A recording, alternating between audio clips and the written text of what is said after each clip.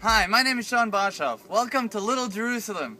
Today you're joining us on top of Mount Gilboa, north of Israel, one of the most amazing places in the Middle East.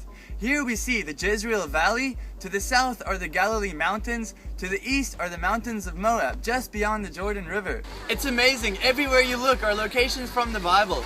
The water springs here at Ein Harod, at the base of the mountain, are the same waters that quench the thirst of Gideon's 300 chosen fighters, set to defeat the vast army of the Midianites. How cool is that?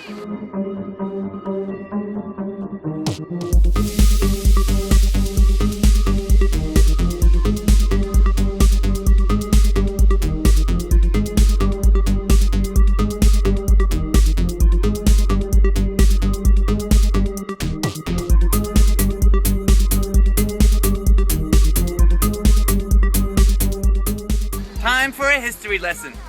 In the book of Samuel, we read that when the prophet Samuel got old, the nation of Israel came up to him and demanded a king, because they said that all the nations around them had a king, so naturally they wanted one too. Then God told Samuel that it is not Samuel they rejected, but that Israel has rejected him, God, as their king. So God told Samuel to give them Saul as their new king. So the prophet Samuel anointed Saul as the first ever king of God's people, Israel, where in the ventures of King Saul, he scored awesome victories over Israel's enemies. But this was overshadowed by the demonic insanity, his love-hate relationship with David, and blind disobedience of God. So because Saul rejected the word of God, God rejected him as king, where God sent Samuel to anoint a new king who was the shepherd boy David that killed Goliath.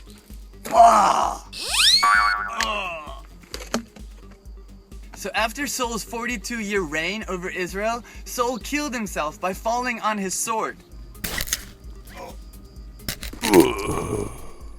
After being wounded in the battle of Mount Gilboa, this mountain, where in the same battle his son Jonathan died too. But the point of this story, finally, is that through Saul's reign as king, his quest, because of his jealousy, was to kill the shepherd boy David, the next upcoming king.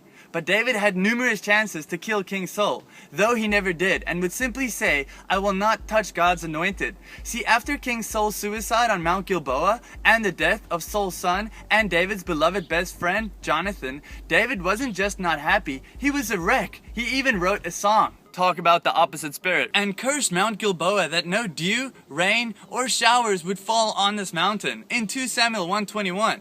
And for thousands of years, it didn't. That's crazy! I saw pictures of this place 65 years ago.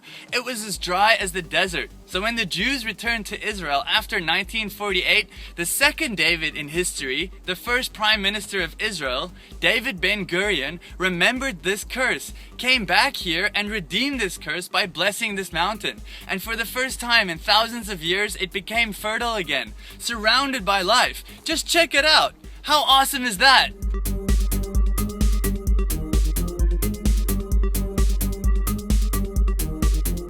Well, thanks for joining us today, and please keep on tuning in and check out www.littlejerusalem.org.